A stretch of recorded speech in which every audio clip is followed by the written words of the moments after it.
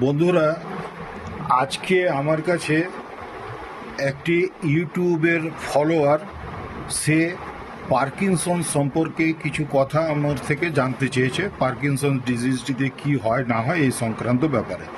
তো পার্কিনসন ডিজিজটি একটি কঠিন রোগ। এই রোগ সম্পর্কে কোনো একটি ভিডিওর মাধ্যমে কাউকে খুব ভালোভাবে বুঝিয়ে দেওয়া সম্ভব নয়।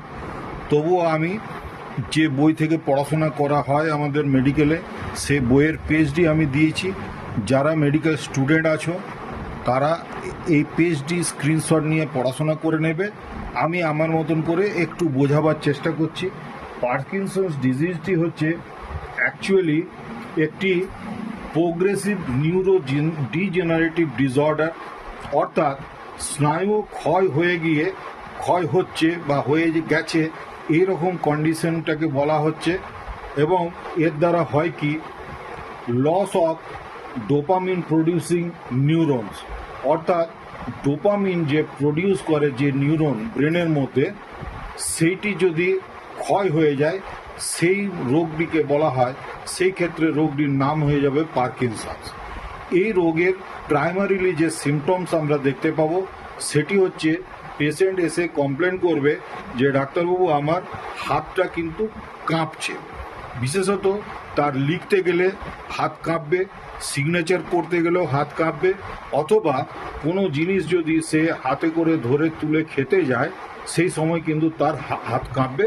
এটিকে ট্রেমার বলা হয় মেডিকেল ভাষায়।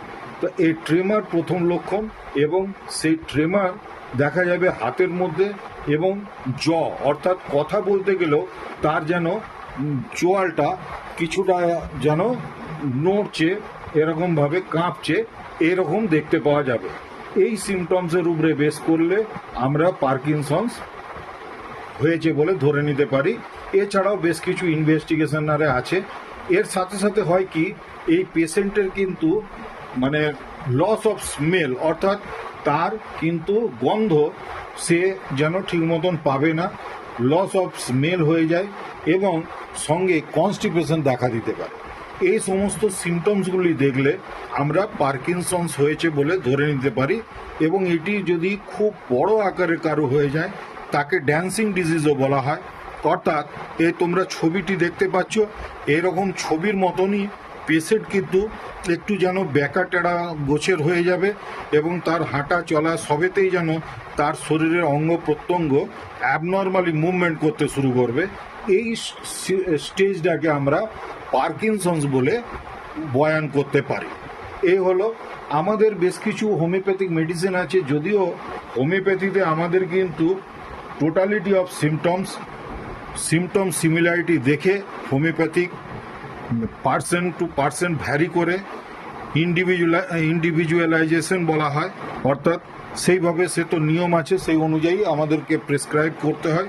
তবুও কিছু মেডিসিন আমরা পার্কিনসন্স ডিজিজের যদি পেশেন্ট দেখি, তখন আমরা এই ওষুধগুলো মাথায় রেখে আমরা কিন্তু তাকে যদি জিজ্ঞাসাবাদ করতে পারি ভালো হবে।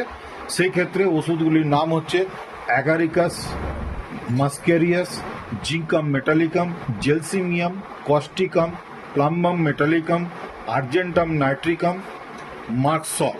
এই ওষুধগুলির উপরে যদি আমরা চিন্তাভাবনা রেখে বা পেশেন্ট যেমন বলছে তার সিমটমসগুলি দেখে নিয়ে একত্রিত করে যে মেডিসিনটি সবচেয়ে সুইটেবল মনে হবে টোটালিটি অফ সিমটমসের মাধ্যমে, সেই ওষুধটি আমাদের প্রেসক্রিপশন করতে হবে।